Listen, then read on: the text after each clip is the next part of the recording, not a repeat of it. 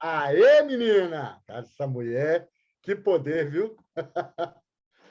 Gente, muito bem. O tema de hoje, a gente está gravando, então. Muito obrigado a todos e todas vocês que estão aqui disponibilizando esse tempo para me ouvir. Cacá está entrando aqui. Imagino que seja Cacá Toledo. E eu quero fazer aqui um enunciado do porquê desse tema. Tá? O Celção caiu, está voltando aqui. Por que do autoconhecimento? E por que o autoconhecimento ele é apresentado dessa forma, ou eu apresento dessa forma, assim, quando nada ou quando nem tudo dá certo? O autoconhecimento é uma ferramenta que a gente acha que virou moda tem pouco tempo, mas eu quero contar uma historinha para vocês antes. Se vocês assistirem aquele filme Fome de Poder, que é a história de como o Mr. Croc ele toma, né, o McDonald's para ele, você vai ver que aparece um disco de vinil, um disco mesmo, que ele carrega com ele enquanto ele viaja, e é um disco de uma mensagem de autoajuda, sobre estar focado e conseguir as coisas. Então, isso de andar para frente não é algo que assim, surgiu com a internet, surgiu há pouco tempo, ou 80, ou da década de 50, perdão, quando acontece essa aquisição do McDonald's. Ela leva essa história do autoconhecimento, de você desenvolver armas. Pessoal, deixa eu dar uma mutada aqui. Quem está com poder aí, Dani, muta a galera, só para não dar interferência para a turma aqui. Então, essa história da gente ter algum tipo de conhecimento sobre nós mesmos e transformarmos isso em algum tipo de poder pessoal, data bem lá do início do século XX. Essa história de comercializar o autoconhecimento, digamos assim, com treinamentos, com exercícios para desenvolvimento pessoal, isso é mais antigo do que a gente imagina. Bom, isso posto, eu quero te dizer que no Brasil isso tomou uma proporção descomunal, mais ou menos no meio para o fim da década de 80, através do movimento evangélico. Um movimento chamado Homens Evangélicos de Negócio. Tá? Um movimento focado em homens evangélicos de negócio. Chega no Brasil um negócio que vocês já devem ter ouvido falar, chamado Teologia da Prosperidade. E a Teologia da Prosperidade ela vem carregada com essa pegada de que a gente pode se desenvolver pessoalmente e, portanto, desenvolver poderes, desenvolver conhecimentos sobre nós mesmos e sobre outras pessoas, e dessa maneira a gente exercer algum tipo de influência e a gente exercer algum tipo de poder pessoal sobre situações da nossa vida e sobre pessoas. Um instantinho só, pessoal.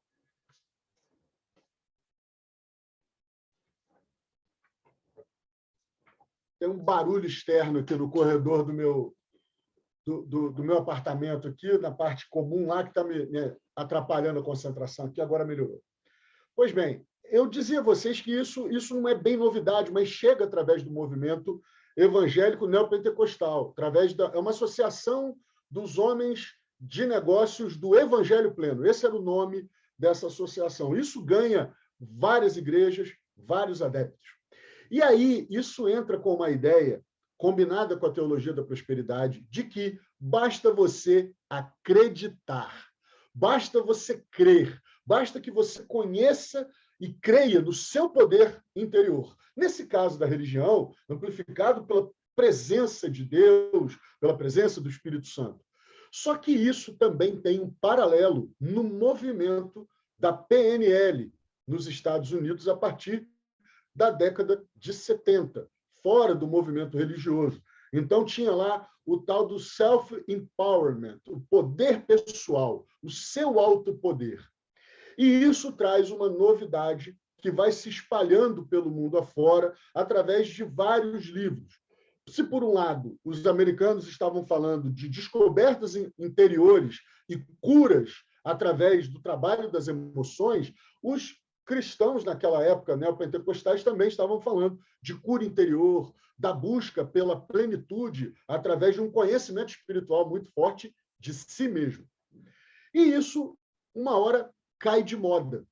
E, de repente, no começo dos anos 2000, mais ou menos ali, 2005, 2006, começa a haver uma explosão de novo sobre esse movimento ligado ao autoconhecimento como uma questão de basta você acreditar em você mesmo, de acreditar no seu potencial, de acreditar que você pode qualquer coisa que qualquer ser humano pode. Basta, então, que você desenvolva o teu projeto de vida, que você desenvolva e descubra o seu propósito, qual é a sua missão. E, a partir disso, então, você começa a desenvolver um poder que é todo seu. E quase que automaticamente você está preparado e preparada para vencer qualquer coisa. Só que isso gera também uma movimentação chamada positividade tóxica. E o que é positividade tóxica? É você literalmente não dar ouvidos a coisas negativas. É você literalmente trabalhar o tempo inteiro para que você esteja bem, não importa o que aconteça. É você literalmente cagar e andar para tudo que acontece de ruim na sua vida, trabalhando a tua mente o tempo todo para não assimilar nada de negativo. E eu quero aqui dividir uma frase com você de um livro que é considerado um livro de autoajuda muito famoso, que fala sobre isso. Qualquer tentativa de escapar do negativo, de evitar o negativo, de sufocar coisas negativas, de silenciar coisas negativas, vai falhar. Evitar o sofrimento é uma forma de sofrimento. Essa frase está no livro do Mark Manson, chamado A Arte ou A Sutil Arte de Ligar o Foda-se. É um livro lido por muita gente e eu não sei se essa frase é incentivada pelas pessoas. O grande problema da positividade tóxica é que você não dando lugar a algo negativo que aconteça na sua vida, você não processa esse sofrimento. Você não se dá a oportunidade de entender o porquê e as razões profundas do sofrimento, da negatividade e daquilo que traz sobre a sua vida, daquilo que vai registrar na tua vida, seja como um trauma, seja como uma experiência da qual talvez você não se orgulhe. O grande ponto da positividade tóxica é que a gente passa a não ter paciência para ouvir os problemas dos outros, e isso gera uma legião de pessoas solitárias. Isso gera uma legião de pessoas que não têm mais paciência para ouvir as pessoas e ajudá-las com os seus problemas. E isso torna uma obrigação, ou traz uma obrigatoriedade para que todos nós, eu e você, possamos resolver o nosso problema por conta própria. Isso traz um sufocamento de coisas que talvez a gente precise dividir com alguém e a gente não consegue. E aí eu quero dizer para vocês da pesquisa que eu soltei em alguns grupos, mais de 50 pessoas responderam essa pesquisa. Como eu falei para vocês, eu não sei quem de vocês aqui respondeu ou não, mas eu quero dar alguns números para vocês. Em primeiríssimo lugar, deixa eu abrir aqui respondeu a pesquisa, apenas 14% são mulheres. Isso significa, meus caros, vocês homens que estão me ouvindo aqui, a dificuldade que nós homens temos de nos abrir. E quanto mais essa medida da mistura da força... Espera. Desculpa, gente, desliguei meu vídeo aqui, não vi. E quanto mais essa medida da força do macho, a ideia de que o macho ele tem que preponderar, ele tem que se superar sempre, casa com essa ideia de que eu tenho que desenvolver o meu poder, de que eu tenho que desenvolver a minha missão, o meu propósito, mais fechado ainda nós homens vamos ficar. Percebe? Eu sou cobrado, por um lado, pelo fato de ser macho, ser forte, inabalável, de ser antifrágil, de ser o sustentáculo de toda a estrutura familiar, de toda a estrutura de negócio, de toda a estrutura do setor que eu dirijo, da minha vida. Portanto, essa ideia da força do homem, combinada com a ideia da antifragilidade, de que a gente tem que desenvolver o nosso poder, de que a positividade tem de estar sempre presente, ela quase que sufoca por completo a possibilidade de um homem se abrir com outro, com um amigo, até mesmo com um terapeuta, com um médico psiquiatra, quiçá com um conselheiro. E isso traz um problema brutal, porque, de alguma forma, essas coisas vão se sobrepondo, as coisas vão caindo, as coisas vão desmoronando e vão trazendo um peso para a alma, um peso para a consciência, um peso para a nossa cognição terrível. Nessa medida, esse sufocamento, esse estrangulamento vai trazer problemas graves emocionais para a vida de nós homens. A segunda questão, do aspecto feminino, mostra muito a consciência das mulheres, dada essa diferença tão grande. Eu novamente vou pegar aqui minhas estatísticas, ó. Não sei se você está vendo bem aí, mas tem aqui quase 86%, na verdade, 85,7% contra 14,3% entre as pessoas, 85,7% de mulheres responderam essa pesquisa. Escolaridade dessa turma, 86% praticamente com nível superior. Então, quase que a estatística entre nível superior e escolaridade ela é igual dessa proporção de homens e mulheres que responderam à pesquisa. Então, é por isso que talvez a gente tenha aí uma conexão tão forte com essa realidade de que hoje, no ensino superior brasileiro, a maioria das pessoas matriculadas é de mulheres. Então, essa busca pelo preparo, essa busca por um conhecimento mais profundo das coisas, inclusive visando a vida profissional, tem sido maior entre as mulheres no Brasil. E por que eu começo falando com você, fazendo esse paralelo entre o autoconhecimento e essa visão do triunfalismo, essa visão da força absoluta, do basta querer, do basta acreditar? Esse paralelo, meus queridos e queridas, ele vem dessa imposição de que todos nós temos direito a lugar ao sol. Existem movimentos onde você vai ser chamado de general, de governador, de vencedor, e aí tem, né, essa proporção de comando para mulheres, né, rainhas, princesas, governadoras, imperatrizes.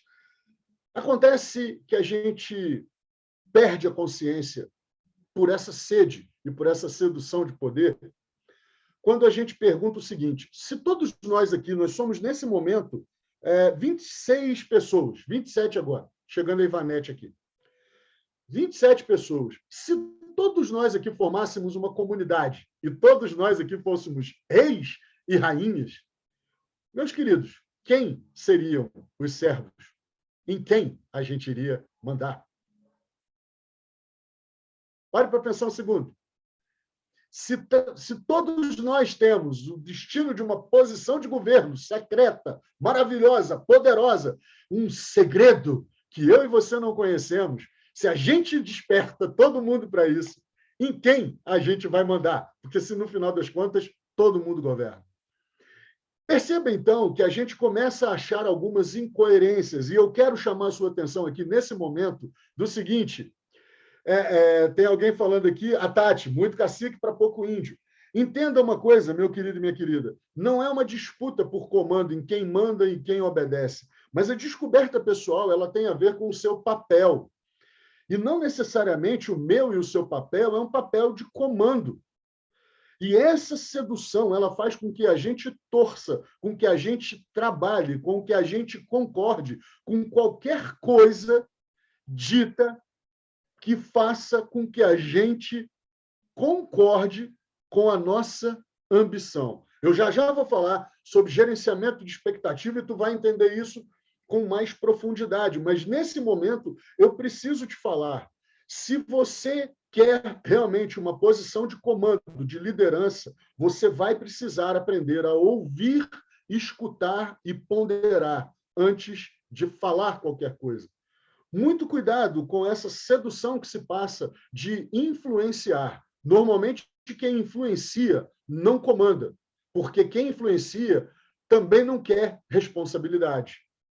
É o tipo de pessoa que movimenta, mas que não se responsabiliza pelos resultados. E eu quero te chamar a atenção tanto para a questão da fé, onde eu conheço muito bem. Você não sabe da minha origem, eu estudei teologia, fui missionário. Hoje eu não luto nem contra nem a favor, eu só pondero. E eu espero que você consiga compreender isso para além do ponto de vista da contaminação da sua fé. E quando eu falo de fé, eu não estou falando da sua crença. Eu já vou falar sobre o seu sistema de crenças para você entender aonde que isso entra. O que eu faço hoje é uma coisa só, é entender que as perguntas funcionam muito mais do que as afirmações. Porque tudo aquilo que você afirma é uma resposta. E a resposta ela é o fim de questionamento. Se essa resposta está correta, acabou o assunto está encerrado.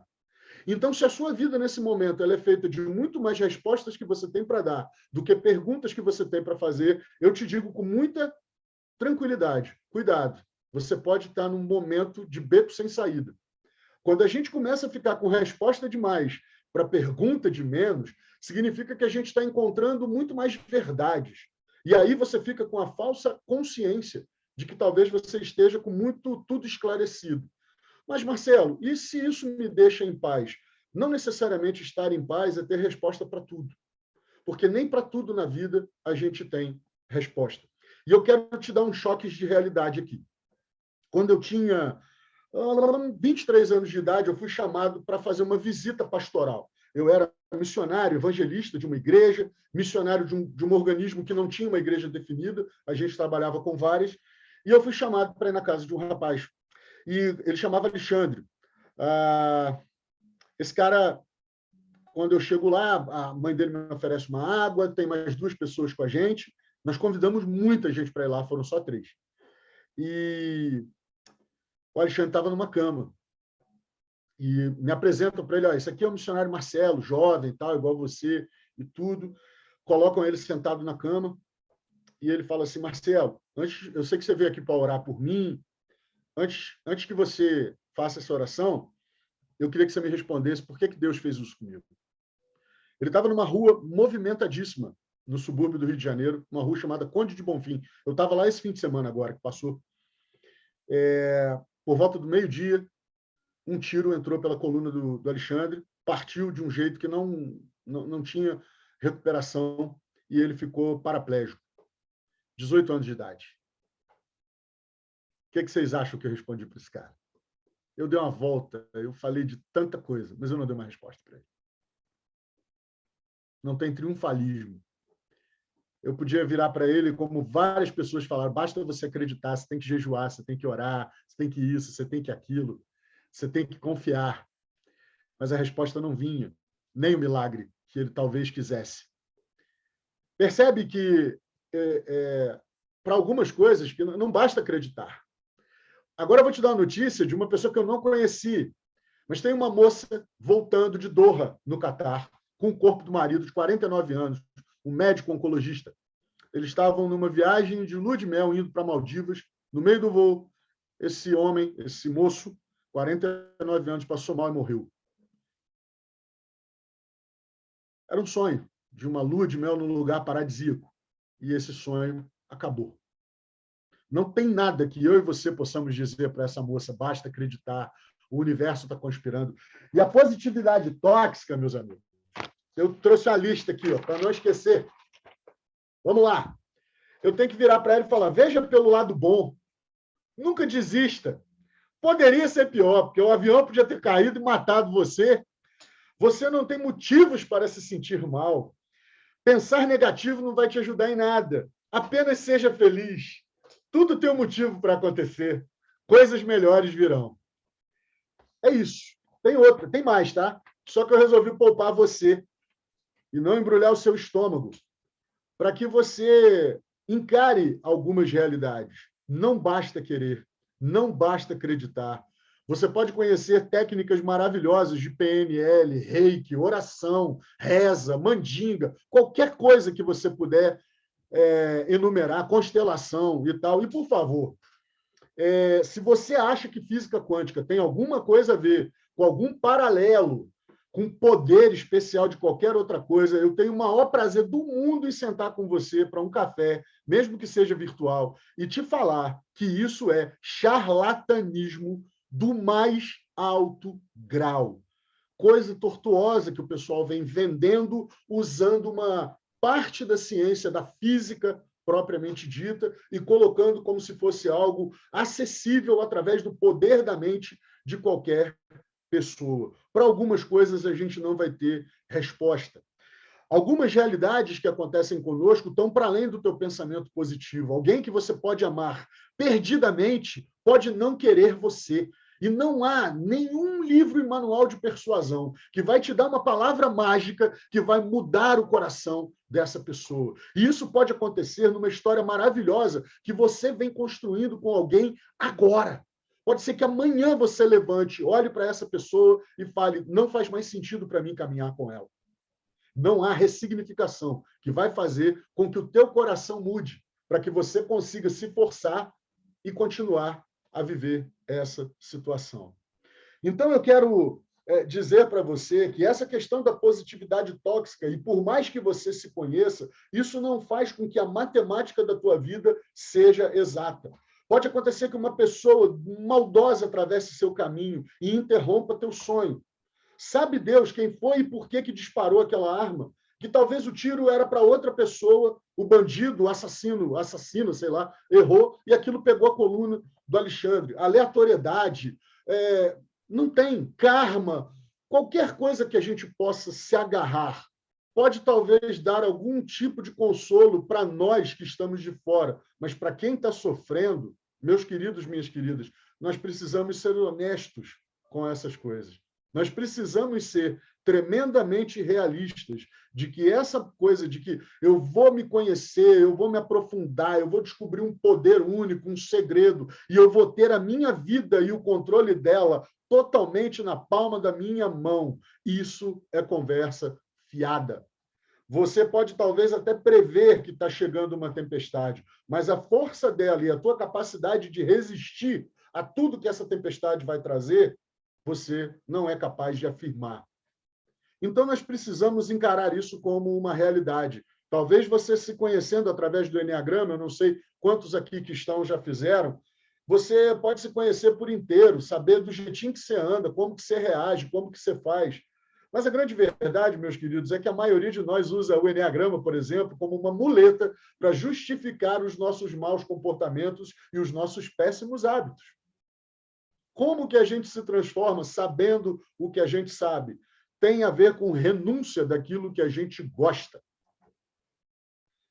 Tem a ver com a renúncia daquele hábito que a gente tem, que a gente sabe que nos satisfaz e que talvez a gente não tenha coragem de falar sobre, mas a gente dá grandes lições de moral, na vida de tanta gente que faz coisas que a gente não faz, ou que admite ter prazeres com coisas que a gente tem até curiosidade, mas não se atreve com medo da censura alheia. E já eu falo sobre isso. A grande questão é que quando a gente se abraça, a gente então passa a viver uma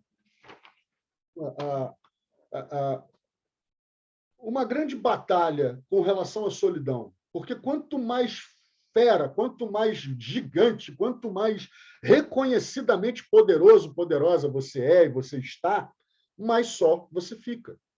Porque as pessoas começam a se aproximar de você para sugar da tua energia e descobrir o que você sabe. Mas pouca gente está disposta a sentar para te ouvir quando o calo aperta. Existe uma poesia de Sérgio Vaz, um poeta paulista, que ele fala, olha, não cultive multidões, porque na hora do aperto tu vai ficar sozinho. Eu vou falar de novo, para enfatizar. Não cultive multidões, porque na hora do aperto você vai estar sozinho. Ela causa essa coisa do autoconhecimento, desse poder todo que a gente fala, pô, fulano fez Master, eu vou falar dos que eu fiz, tá? Para ninguém se sentir ofendido. O Marcelão já fez o Diamond, fez o Practitioner, fez PNL em vendas, 2 Enneagrama, fez Enneagrama não sei aonde, fez curso de venda com PNL, oratória, até uns 9 cursos que ele tem. Não sei, já não. Gente, na hora do aperto, É difícil falar, é difícil se expor, é difícil encontrar alguém que tenha confiança para que você diga dos seus fantasmas, dos seus podres, e essa pessoa não use o que você disse contra você em algum momento. É difícil. É difícil também porque as pessoas te olham e falando, fez tanto curso, sabe tanta coisa, fala tão bem, por que não resolve isso ou aquilo? É dessa forma que as pessoas te olham, é dessa forma que as pessoas te julgam, é dessa forma que a maioria das pessoas te recebe quando você fala que precisa abrir um pouco o seu coração. Esse é o filtro. Essa é a régua. A maioria das pessoas talvez esteja interessada no que você está passando, apenas para comentar com alguém depois. Vou falar para você uma coisa aqui, não conta para ninguém não, mas o Marcelão, ó. Então, essa parada desse poder escondido, desse segredo, desse hack mental, desse 7 hábitos infalíveis, infalíveis coisa nenhuma. O que as pessoas fazem, no final das contas, é o seguinte, olha, você vai fazer isso, isso, isso, isso, e acreditar de todo o teu coração e com a tua mente, você vai mudar o teu mindset, vai gritar yes, vai passar não sei aonde, e vai fazer isso, e vai fazer aquilo, e não vai dar certo. E aí você chega e fala assim, Marcelão, eu fiz tudo que você mandou. Eu gritei yes, eu fiz isso, eu levantei 5h30, eu tomei banho gelado, eu fiz jejum intermitente, eu disse a palavra tal, eu acreditei, eu falei de todo o meu coração, mas não funcionou. O guru vai dizer para você, é porque você não fez direito, é porque você não acreditou de verdade. No final, você compra um livro sobre coisas infalíveis, sobre técnicas infalíveis, sobre ler as pessoas, sobre se ler. Você fez tudo que te mandaram e a culpa é tua. Eu vi isso durante anos. Eu jejuei, eu orei, eu fui na consagração, eu dei oferta, eu gritei, eu cantei, eu levantei as mãos e Deus não me ouviu. Não, não, não, não. É porque você pediu errado. Deus te ouviu, é porque você não pediu do jeito certo. Deus não te deu, é porque você não quis de todo o seu coração, ou porque isso não é bom para você. Poxa, mas eu quero tanto. E, Marcelo, nesse sentido, então é bom que a gente não gere expectativa, né? Se conhecer é bom, mas é melhor não gerar expectativa. Se você tiver com papel e caneta, prepara a mão aí. Vou te dar uma receita maravilhosa. Falando sério. Essa é infalível, tá? Porque está no dicionário, tem semântica, tem toda uma explicação filosófica e lógica e psicológica para o que eu vou te passar agora. Se você não tem e quer pegar, eu te dou 1 minutinho. Vai lá. Vamos aqui rodar 1 minuto. 20h11 agora. Então, vai lá pegar papel e caneta. Você vai fazer um esqueminha para você entender qual é o problema da mentira que venderam para você na internet sobre expectativa. Vamos lá. 20h11, quando der 20h12, eu vou esperar mais um pouquinho, a gente vai falar a respeito. Nós vamos falar agora sobre essa questão que é o gerenciamento de expectativas. Por que as pessoas têm medo ou têm receio de criar expectativas? Por que isso ganhou corpo na internet? Então, dando um tempinho aqui para a galera pegar papel e caneta, para quem quiser. Vai fazer um esqueminha para você entender como gerenciar as suas expectativas. Muito bem, 8h12. Cadê aqui? Juliana, que é a primeira pessoa que está aqui na minha tela, que ela foi pegar o papel e a caneta, só esperar a Juliana voltar e nós vamos falar sobre essa questão que pega na vida de muita gente. E por que a gente tem... Perdão. E por que a gente tem tanto problema com isso? A primeira coisa que eu quero que eu te aconselho que você anote é o seguinte: como eu lido com os significados na minha vida? Como eu lido com os significados na minha vida? Significado, minha gente, é uma junção do sentido que uma coisa tem para você e o símbolo e tudo aquilo que ela carrega. Quando você ouve, quando você vê, Opa, apertei um treco aqui, admitir. Quando você ouve, quando você vê uma determinada coisa, uma determinada palavra, isso gera para você um significado. Para muita gente, expectativa virou sinônimo de frustração. Hoje mesmo eu ouvi isso de um cara muito com autoridade muito grande e tal, e eu falei, ó, eu vou falar sobre isso mais tarde, se quiser, aparece na palestra. Não vi se ele está por aqui, não. E é o seguinte, expectativa, ela pode ser boa ou pode ser ruim. Deixa eu escolher uma pessoa aqui. Felipe, não precisa abrir sua câmera, não. Abre só seu microfone, meu querido, por favor. Felipe José, você está podendo falar aí? Diga lá. Beleza, irmão? Como é que você está? Graças a Deus, tudo bem. Beleza. Filipão, você mora em BH? Onde que você mora? Moro em BH, moro no Sagrada Família.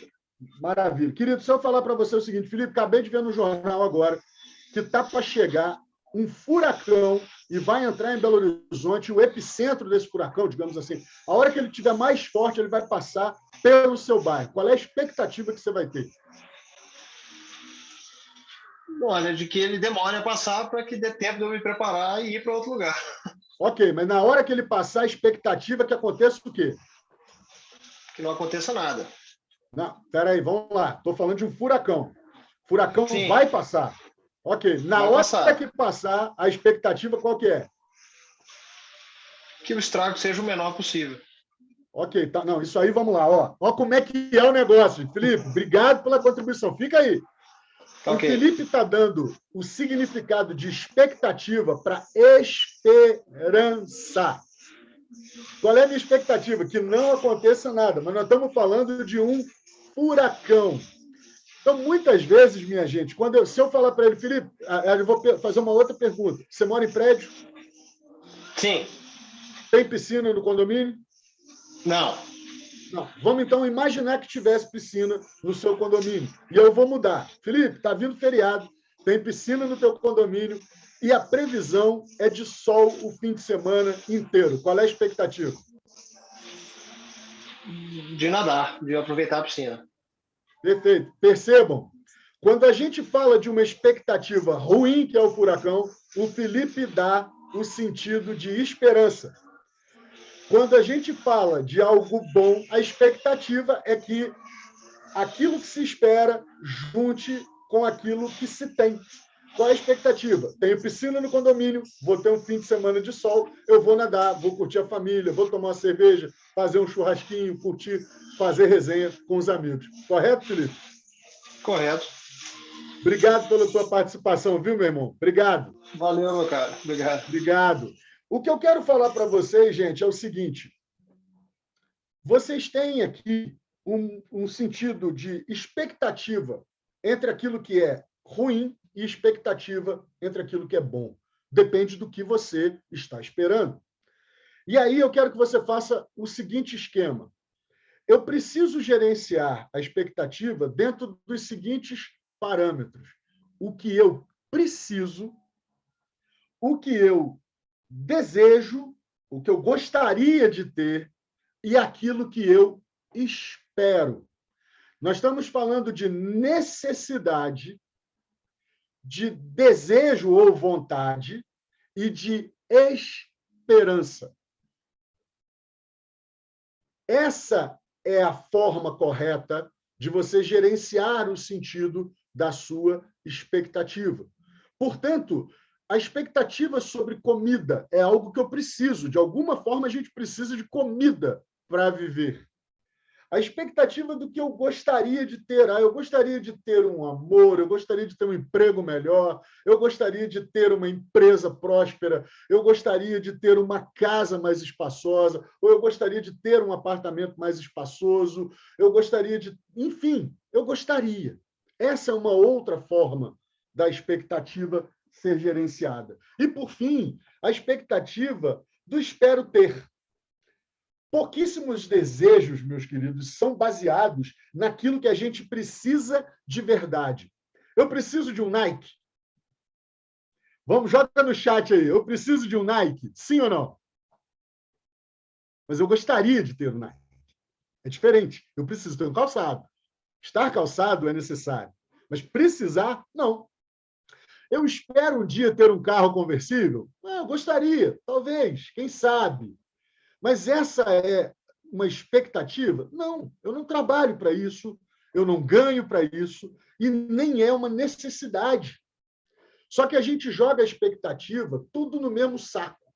O grande ponto é que a gente deve separar com clareza a capacidade que a gente tem de construir expectativa do modo consciente.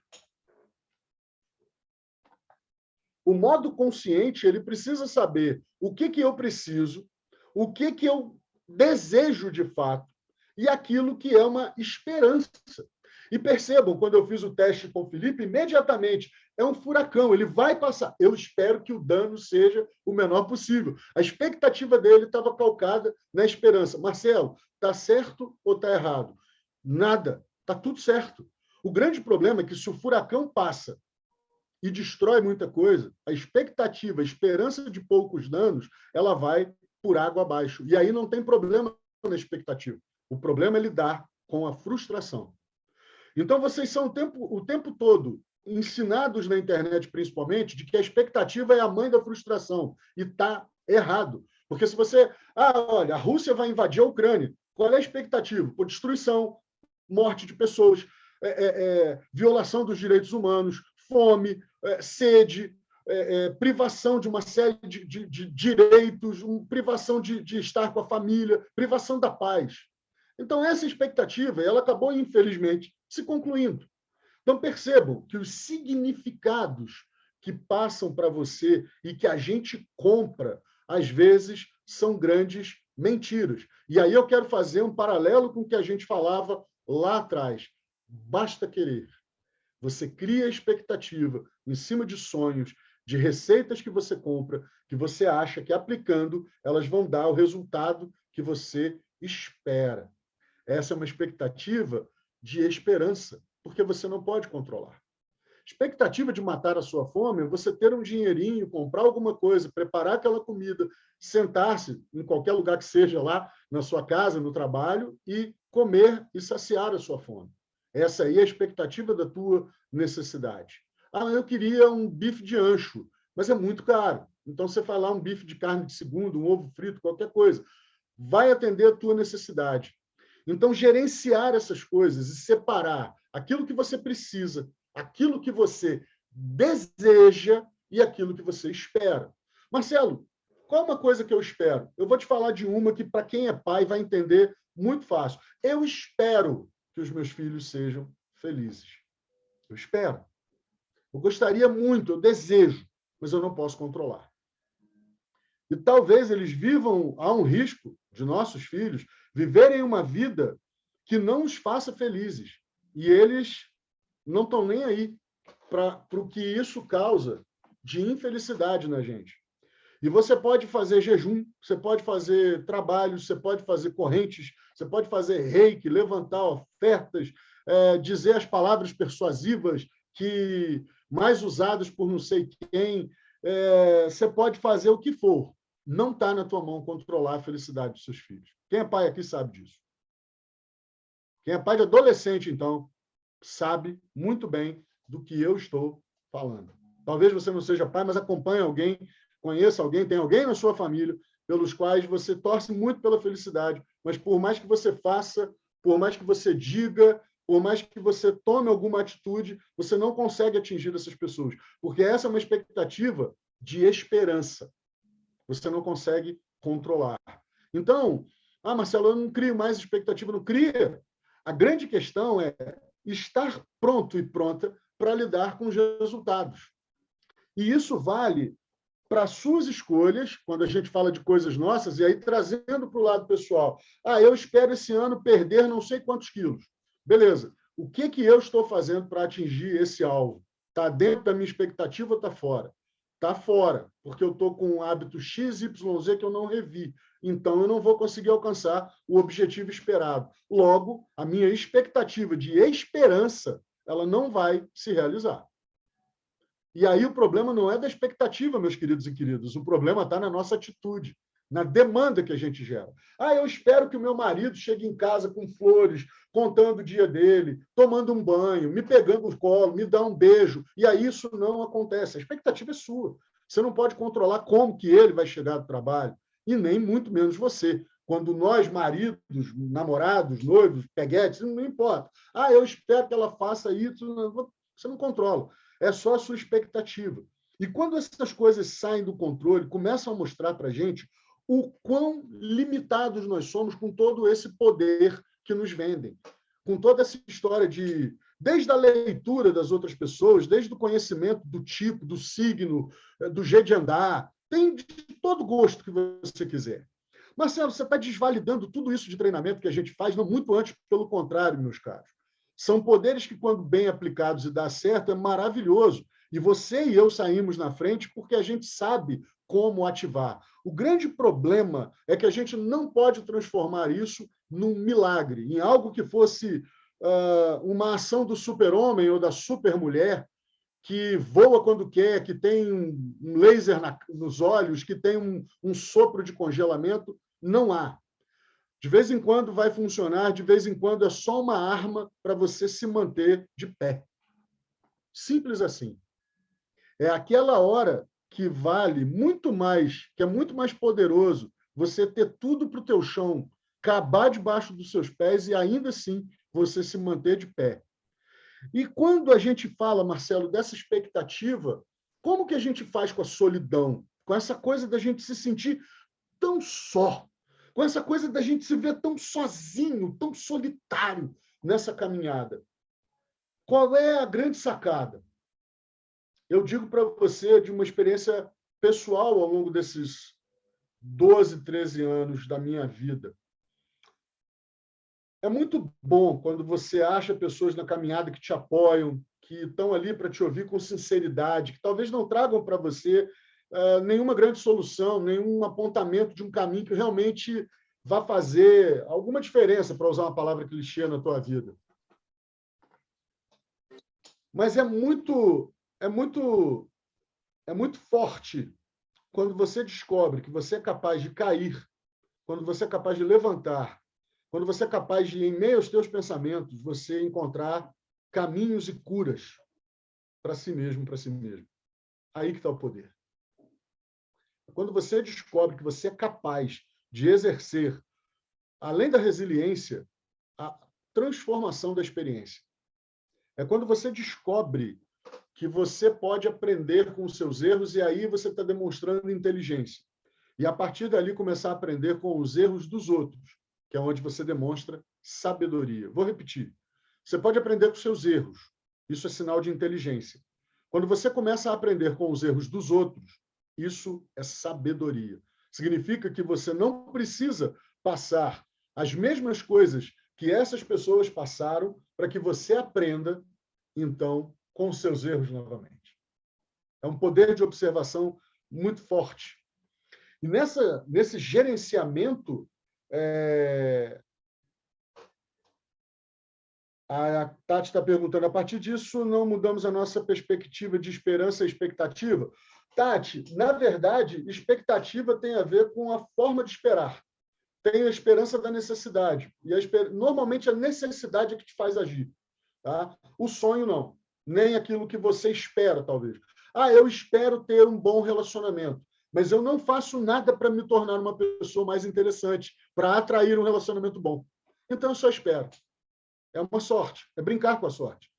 Eu bato muito pesado, gente, em coisas palpáveis. Ah, eu espero ter uma carreira próspera, mas eu não faço um MBA, eu não desenvolvo um idioma, eu não leio sobre novos negócios, eu não leio sobre novas técnicas de gestão. Então, eu espero ter, mas eu não trato isso como uma necessidade.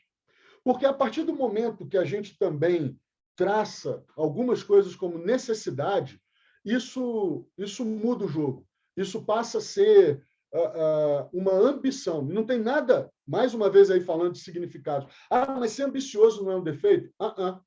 O defeito é você usar as pessoas ao seu redor.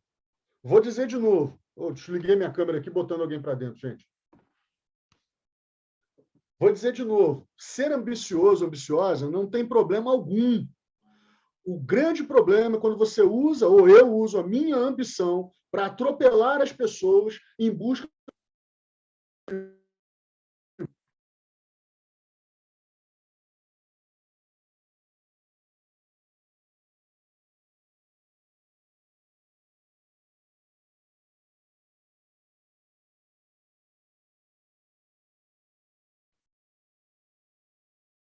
Alô, alô, alô, alô.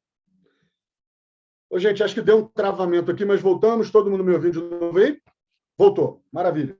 Então, eu vou dar uma repetida nessa questão aqui. Se eu sou ambicioso, eu vou, evidentemente, desenvolver um negócio chamado gana, vontade, garra. Mas se eu uso a minha ambição para atropelar as pessoas, eu estou sendo antiético, eu estou sendo imoral, eu estou sendo mau caráter. E algumas pessoas até dizem que não existe uma pessoa de bom ou mau caráter, existe a pessoa que tem caráter ou não. Então, isso depende muito da sua interpretação. Mas a grande questão é, mais uma vez, o gerenciamento da expectativa. Exemplo, eu espero que as pessoas sejam boas comigo. Isso é uma esperança.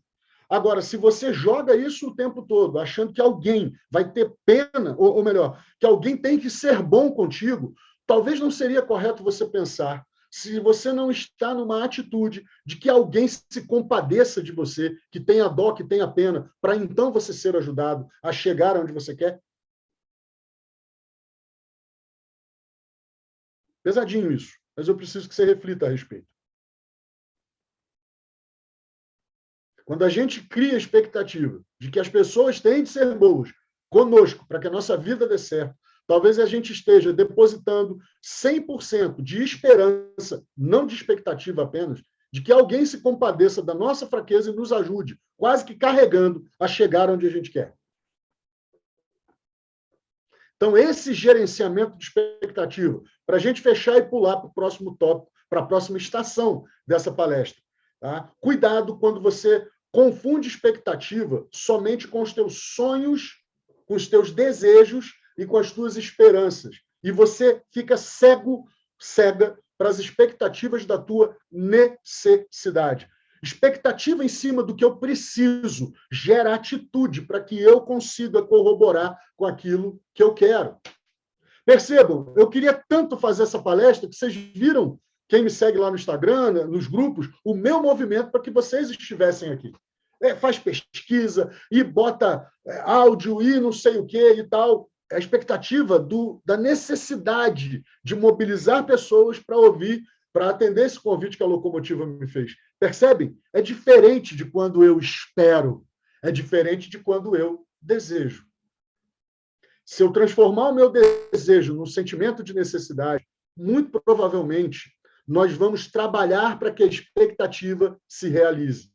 Agora, algumas coisas não adianta. Eu espero que fulana goste de mim, mas você não consegue controlar isso. Então, você pode trabalhar muito, você pode transformar isso numa necessidade sua. E aí a gente tem um quarto probleminha, que me levaria muito tempo para falar sobre ele, mas você vai entender, que é quando você transforma uma necessidade, ou um desejo, ou um sonho em obsessão. A obsessão já é um descontrole da sua expectativa, que vai trabalhar negativamente tudo aquilo nas tuas emoções que travar com algo que não acontece do jeito que você quer. De novo, a obsessão ela vai atrapalhar suas emoções e todas as reações cada vez que uma expectativa sua qualquer não se realize da maneira como você quer. Isso vale das mínimas coisas. Vou contar um caso para vocês para encerrar. Uma decoradora, isso é real, tá? Eu conheço o casal, foram meus padrinhos de casamento, como era gente pra caramba, na época não tinha internet, não adianta você procurar que você não vai saber quem é, ou quem são. Mas o grande sonho dela era ter uma casa XPTO. Ela fez o projeto e eles fizeram de tudo. Venderam o apartamento que eles tinham, venderam os carros que eles tinham. O cara foi trabalhar que nem um louco, dando plantão, enfim, compraram o terreno, começaram a casa. Foi uma loucura. E acabaram a casa.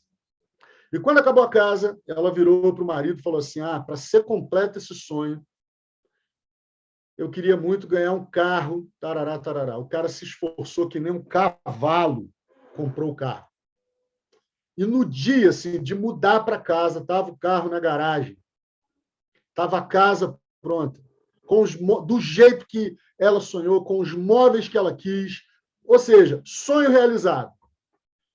Na hora do brinde, os amigos reunidos, todo mundo muito feliz, ela vira para ele e fala, Só faltou um laço vermelho no carro e uma joia pendurada no retrovisor. Eu não preciso dizer como foi doloroso para mim a hora que o uísque fez efeito, que aí começa a ficar aqueles bolinhos, fim de festa, eu ter que dividir a frustração de tanta coisa que esse cara abriu mão, de tanta coisa pelas quais esse camarada passou para conseguir realizar o sonho e, no final das contas, ele ainda ouvir. Faltou. A expectativa, a expectativa dessa pessoa demonstrou de forma muito brutal que talvez algumas obsessões elas podem colaborar para gerar grande frustração nas pessoas, apesar de. E aí eu quero chamar a sua atenção para a dança do medo. A próxima estação ela fala muito sobre a questão da aprovação e da vaidade. Quantas vezes você já se relacionou, ou talvez você se relacione com pessoas que vivem gerando desafios para você e que você procura cumpri-los e demonstra para essa pessoa como se fosse um cachorrinho esperando um biscoitinho logo depois de ter realizado um truque? A vaidade de ter cumprido um desafio para ganhar a aprovação de algumas pessoas, ou de uma pessoa especificamente, ou quem sabe da sua audiência na internet. Acontece. A gente lida com essas manipulações. E essa questão da dança dos medos é porque, para muita gente, o primeiro pedido para bailar na vida é se sentir aprovado por alguém que a gente julga muito importante. Nosso pai, nossa mãe, um irmão, um amor, uma professora, um amigo, uma amiga, alguém que é líder da nossa empresa, um patrão. A gente reage e age para que a gente gere agrados, aprovações, olhares de contentamento de alguém para conosco, aplausos. E isso vai mexendo com a nossa vaidade, porque vai dando lá dentro aquela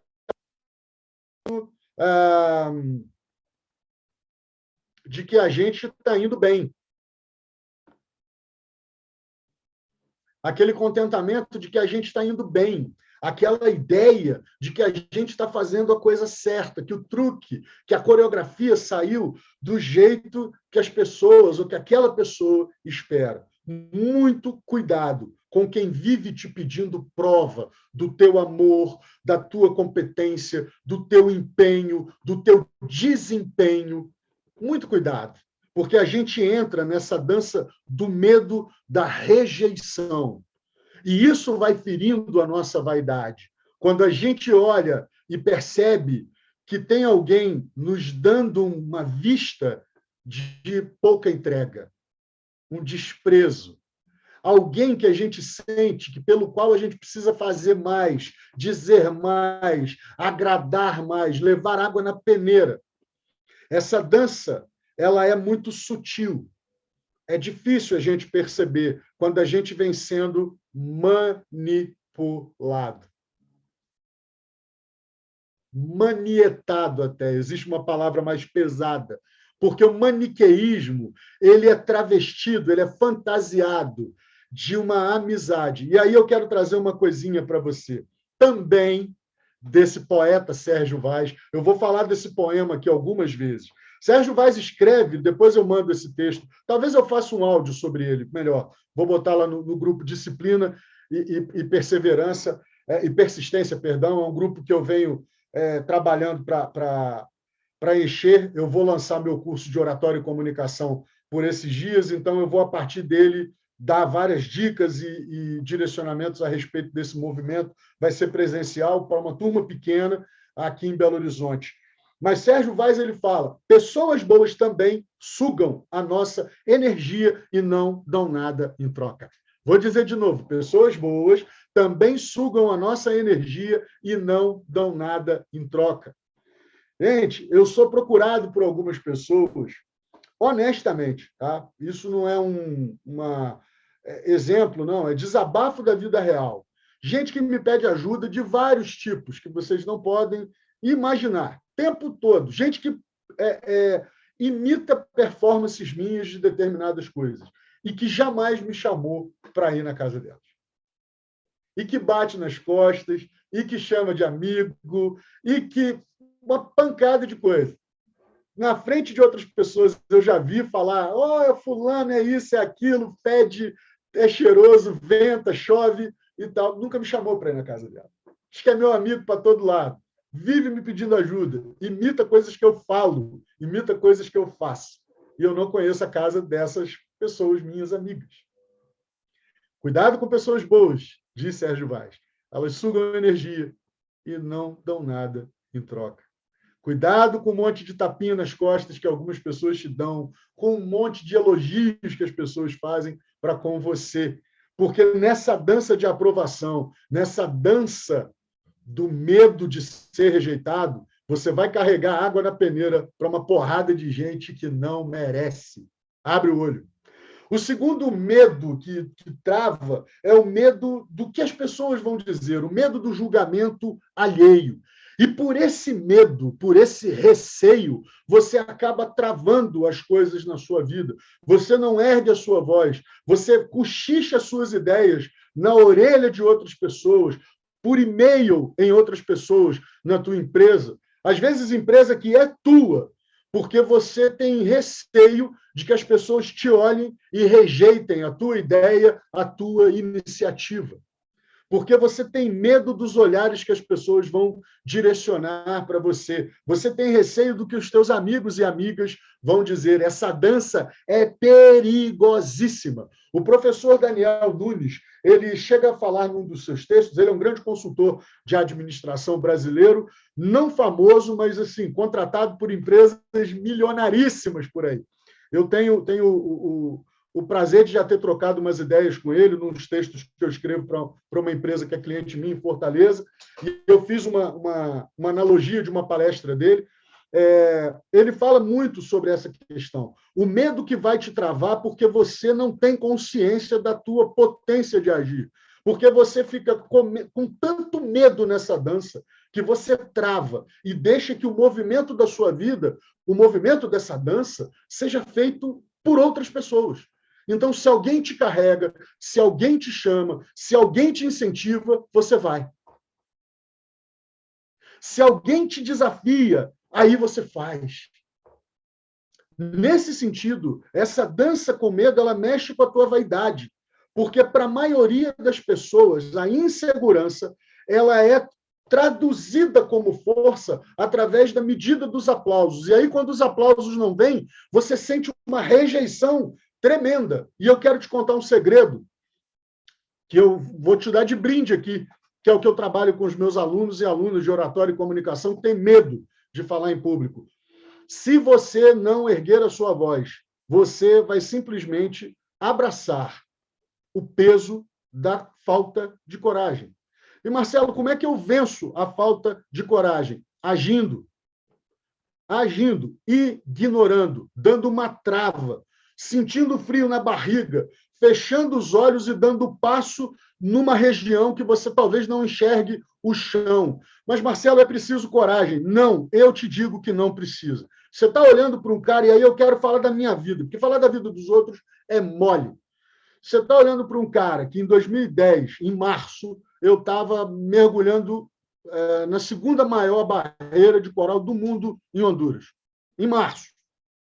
Guarda isso aí. Em maio, eu estava perambulando pelas ruas de Belo Horizonte porque eu não tinha onde dormir. Eu ali pensei, minha vida vai dar muito errado a partir de agora. Eu vou ter que morar de favor na casa de alguém, era uma coisa que eu não queria de jeito nenhum. Eu não sei o que eu vou fazer para viver. O meu padrão de vida foi de 100 a 0 de um dia para o outro.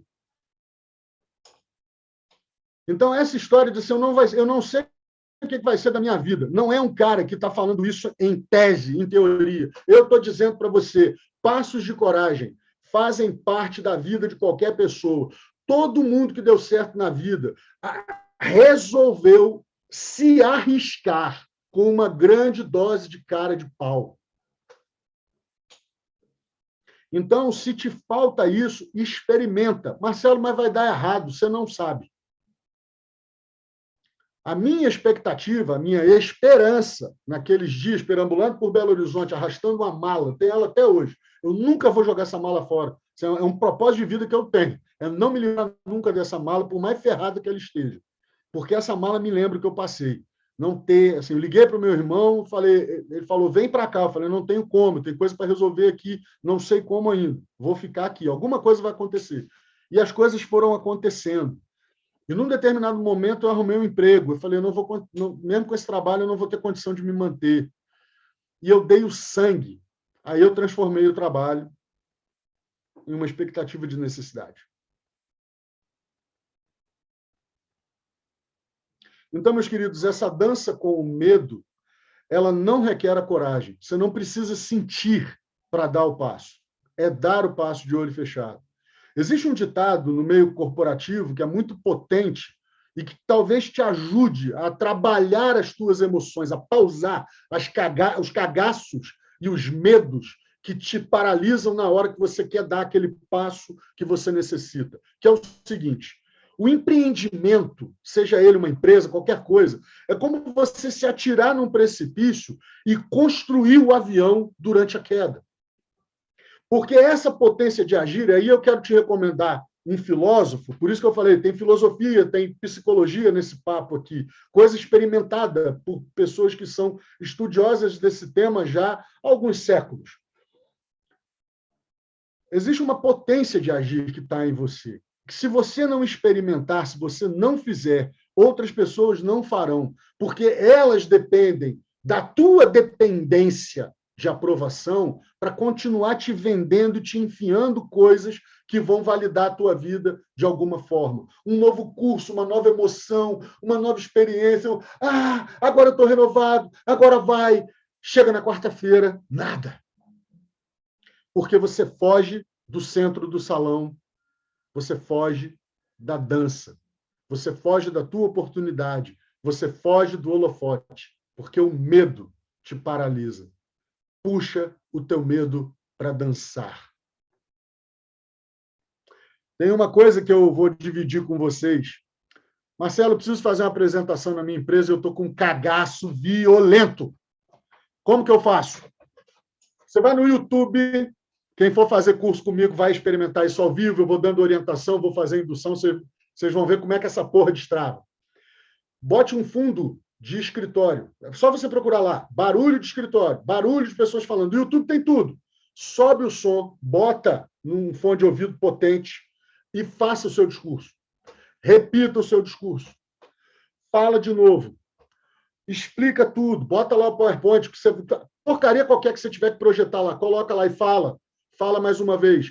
Até o momento que você vai perceber que aquelas vozes, que aquele ruído não te atrapalha mais. Você vai criar uma âncora contra qualquer tipo de ruído que atrapalhe a autoridade que você puxa de fora quando você vai demonstrar aquilo que você sabe. Marcelo, isso é coisa de maluco. Faz. Depois você me diz se funciona ou não. Presentinho para vocês. Tá? Exercício prático. De onde que vem isso, Marcelo? É PNL? Não. Filosofia da escola grega. Eu não vou lembrar agora qual dos escolásticos, né, os grandes filósofos gregos, mas havia uma escola de filosofia. E quando a gente fala escola de filosofia, porque as crianças, os mancebos, que eram os adolescentes daquela época, eram mandados para essas escolas. Gente, já vou terminar, tá? E eles iam para a rua. E as pessoas nas ruas iam ofendendo essas pessoas. E elas não podiam falar nada. Era uma forma de treinar esses meninos para que eles pudessem ouvir todo tipo de impropério. Porque na hora que você se levanta naqueles discursos que eles faziam, muitas vezes os opositores já começavam a falar. Se você olhar uma sessão da Câmara dos Deputados Federais em Brasília, por exemplo, isso é muito comum. O cara está lá discursando, o outro está lá de baixo. Corrupto, ladrão, a tua mãe não sei o quê. E o cara está lá. Isso é um treinamento para que você consiga vencer os ruídos, em primeiro lugar, da tua cabeça. Para quem está anotando, você vai estudar uma coisinha, eu não trouxe detalhe, não estou pulando, não vou queimar a etapa, não. Tá? Mas você vai estudar uma coisinha para ajudar a vencer os seus medos, chamado diálogo interno. Quanto pior o teu diálogo interno, mais medroso, mais cagão, mais cagona você vai ser. Tá? E isso vai fazer com que você se fortaleça, em primeiro lugar, contra as suas vozes internas, que são as piores, que são as que mais travam, são as que mais impedem as pessoas de puxar o medo para dançar. E quando você consegue começar a vencer as vozes internas, você está muito mais blindada para vencer as vozes externas. Essas críticas são pesadas. Muito bem. Vamos passar agora aqui para a nossa próxima estação. Existe um paradoxo, que é o fardo que as pessoas vendem para você, o peso que as pessoas vão colocando na tua cabeça, nos teus ombros, nas tuas ideias, no teu modo de viver. Mas eu quero te dar uma dica. Marcelo, as pessoas me ouvem muito, as pessoas me veem, me observam, e isso me incomoda. Ninguém te observa mais do que alguém que não suporta o teu sucesso. É isso aí. As pessoas que mais te observam, que estão mais presentes ali na tua vida, que são críticas, que tiram sarro, que estão ali te criticando, minando, são as pessoas que não suportam qualquer nível de sucesso que você obtenha. E aí, essas pessoas, elas vão te jogar fardos, elas vão te cobrar por coisas que você não tem. E quando você não tira o medo para dançar, essas coisas que você não tem vão roubar o teu foco. E você não vai prestar atenção naquilo que você tem de mais precioso, que são as coisas que você já tem, já domina, que são tuas. E você até desvaloriza essas coisas, porque você está manipulado pela ideia. Está tudo conectado, se você pensar. As pessoas vão te impondo, mas você não tem isso. Você não conquistou aquilo. Você não tem tal coisa. Você não é aquilo. Você não possui. Você falta. E essas pessoas vão te jogando pesos, vão te cobrando coisas que elas não são capazes de fazer, mas que você, por alguma razão, se põe debaixo de uma cobrança.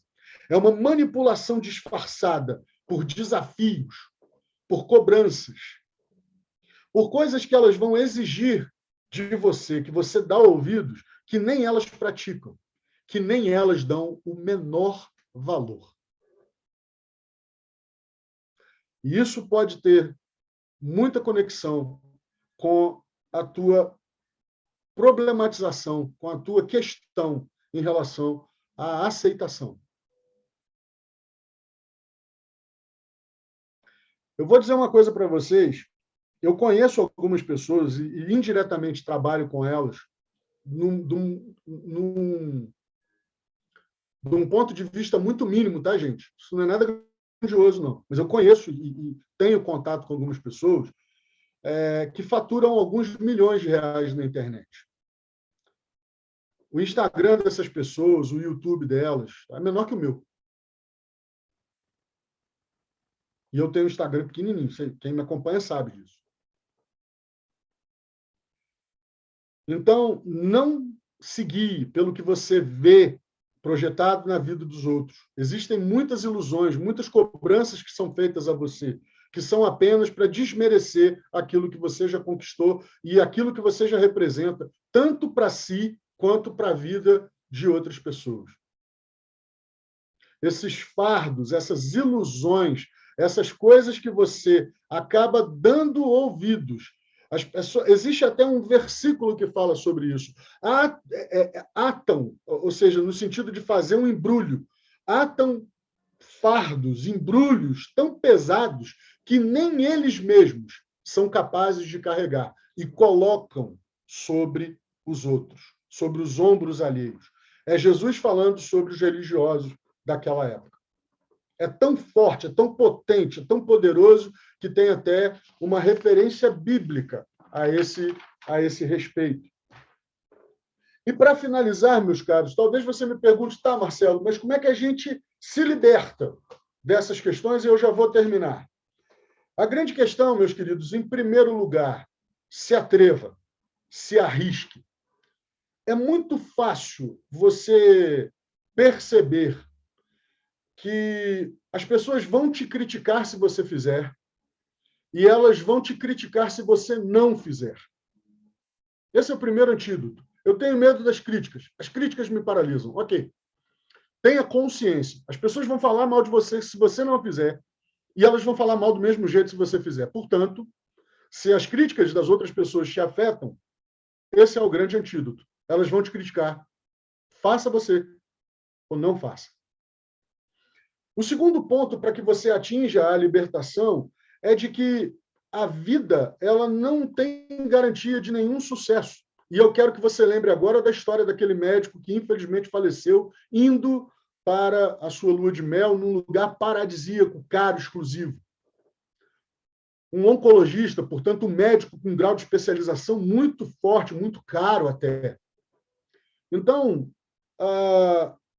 deixar de fazer porque você não tem certeza se vai dar certo, se vai concluir, vai te custar a mesma coisa de que não fazer. A grande liberdade, nesse sentido, é, ora, correr os riscos para que eu possa dizer que não funcionou, mas que jamais eu diga que não tentei. Porque aí você vai assumir uma postura e um posicionamento de ser nocivo e de se abster da sua oportunidade de vida. Porque eu vou te contar um segredinho. O seu pai e a sua mãe não quiseram você, lembrando um discurso do Mário Quirino, Jairo já ouvi falando sobre isso.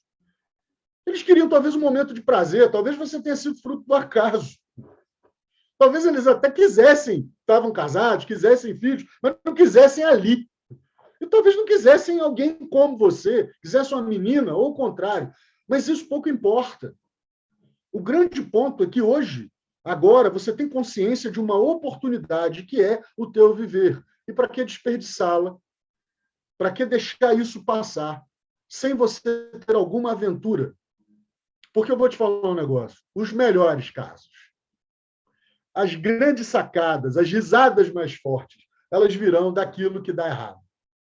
Já deu muita coisa certa na minha vida, mas eu dei muito mais risada das coisas que foram engraçadas, das furadas, dos tocos, das roubadas. Porque é disso que vem não só as lições, mas que depois você vê o livramento. Eu vou contar uma aqui. Eu lamentei durante muito tempo não ter casado com uma pessoa que eu namorei um tempo e tal. E passados alguns anos, a gente reencontra por rede social e tal, e você vê o quão nada a ver aquela pessoa era. E aí não é desmerecendo, é você entendendo o seguinte, puxa vida, teria dado tão errado se eu tivesse convivido tão mais e tão profundamente com essa pessoa que eu desconhecia tanto. E talvez ela pense a mesma coisa a meu respeito. Eu fiquei pensando, se eu tivesse ficado no primeiro emprego, onde eu tive carteira assinada, o quanto de oportunidade eu teria perdido naquela época em que eu fui demitido, quando eles fizeram a grande primeira redução e o banco estava quebrando. Então, aprendi muita coisa lá, mas foi essencial eu ter passado pelas empresas que eu passei logo depois, porque faltaria, talvez, formações fundamentais para o profissional que eu acabei me tornando.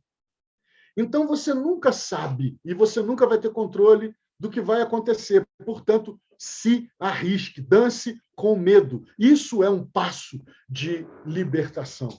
A terceira e última coisa, para fazer uma tríade, é você pensar no seguinte: daqui a algum tempo, você vai olhar para trás e vai perceber as escolhas que você fez. E cada coisa que você faz é uma escolha que você realizou. E aqui eu quero chamar mais uma vez uma metáfora. Haviam 3 sapinhos em cima de uma pedra.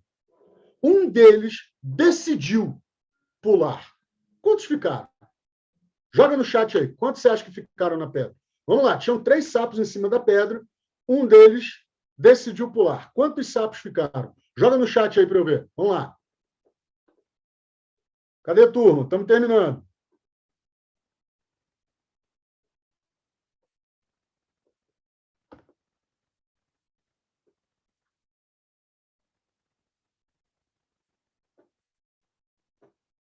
Margarete aqui, os outros foram atrás. Quem mais? Quem mais arrisca? Deixa eu ver se tem aqui para baixo.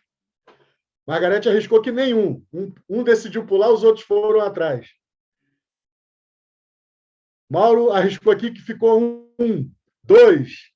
Ana Flávia, Mona Lisa, três. Ok, gente. A metáfora é a seguinte: ficaram os três, porque ele só decidiu. Cada treinamento que você faz, cada coisa, cada palestra, como talvez essa aqui, você talvez tenha tomado algumas decisões hoje. Escreveu aí, pô, vou gerenciar melhor minhas expectativas, vou tirar os meus medos para dançar, vou me arriscar, vou começar a perceber que o julgamento das pessoas vai vir, faça eu ou não faça. Ok, tem aqui a minha tríade da liberdade montada. E aí, você só decidiu. Você não pulou.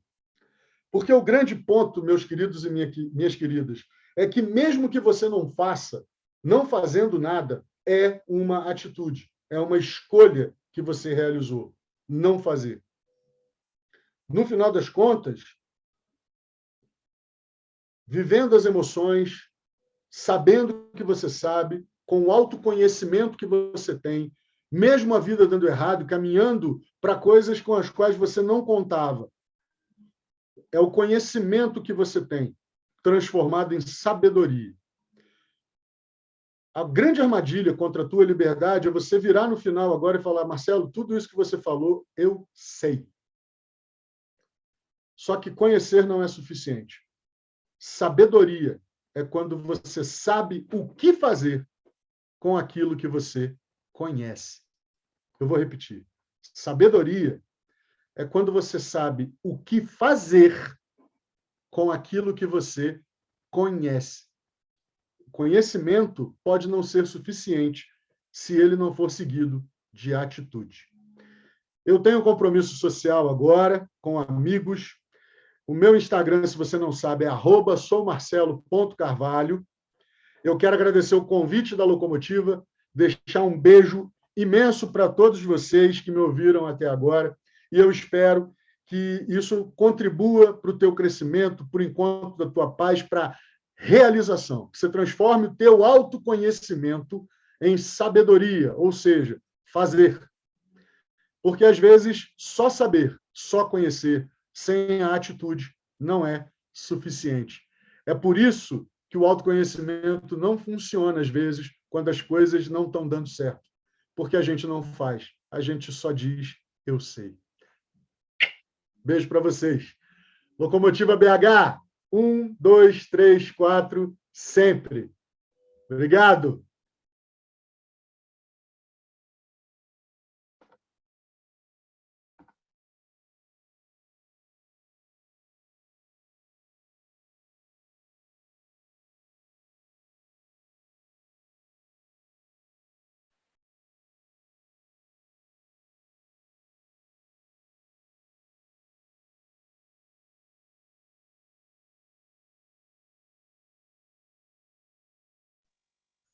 Ô, Dani, seu áudio está desligado.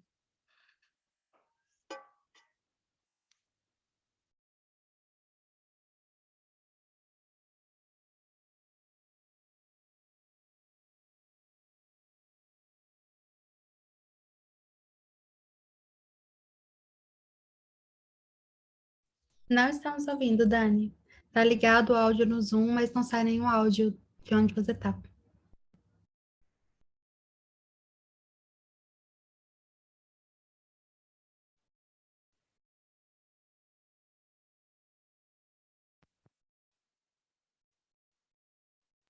Ainda não.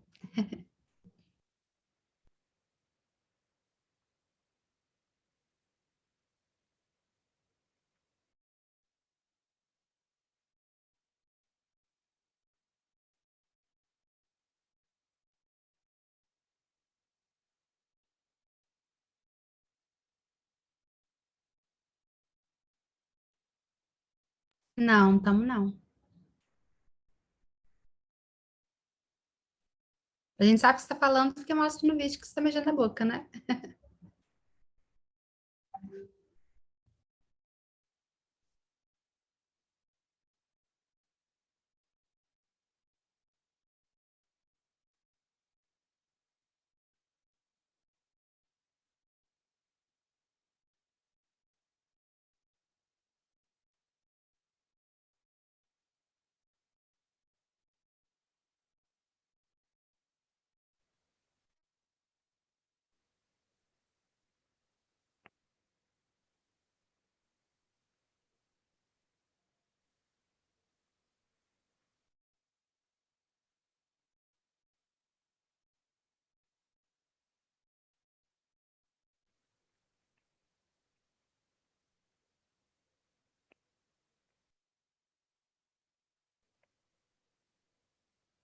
Dani, falhou aqui, mas de qualquer forma, acho Oi? que todo mundo queria estar. Boa Acho que noite, agora deu. para escutar? Acho que agora Agora deu.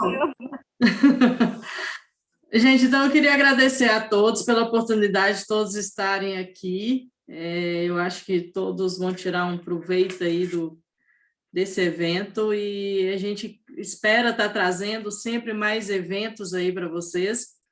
Agora, dia 5 de maio, nós vamos ter outro, que é com a Ellen, onde ela vai falar a melhor forma de comunicação entre pais e filhos. Dia 18 de maio, nós também temos com a Carla, para falar um pouco de constelação, questão de honrar a mãe. E em junho, nós também já temos um previsto, que é com o Júnior Pimenta. Ele ainda não abordou o tema, mas também alguma questão sobre constelação. Então, eu espero aí vocês estarem aí sempre presentes e sugestões também, para a gente estar fazendo a cada dia uns eventos para estar sendo enriquecedor, estar trazendo um ponto aí para a gente estar pensando na questão do autoconhecimento, nas atitudes nossas, e é isso aí. Aí seguem a Locomotiva, do Instagram é @locomotivasoubh, e nós estamos aí à disposição. E falando um pouco dos treinamentos também, agora dia 30 de abril, nós temos o Você Kids, no Instituto Você, BH. Em maio, nós vamos ter dia 13, 14 e 15 de maio, o Você. E dia 21, 22 de maio, nós temos o Enneagrama, com a Ana Flávia. E em junho, nós temos aí o Daimon e o Practitioner. Então, assim, sigam também o Instituto, @Instituto Você BH, e para estar tendo essas informações dos treinamentos, e estar buscando esse autoconhecimento, igual no Enneagrama, buscando aí a questão da sua essência, de estar se conhecendo um pouco mais. E igual tem o treinamento Daimon, que é um treinamento de muita superação aí para todo mundo, é um treinamento muito fantástico também. Então, aí nós estamos aí, a Locomotiva está aí à disposição de todos vocês para qualquer informação e pode estar contando com a gente. Muito obrigado, tá? A participação de todos vocês. Tchau.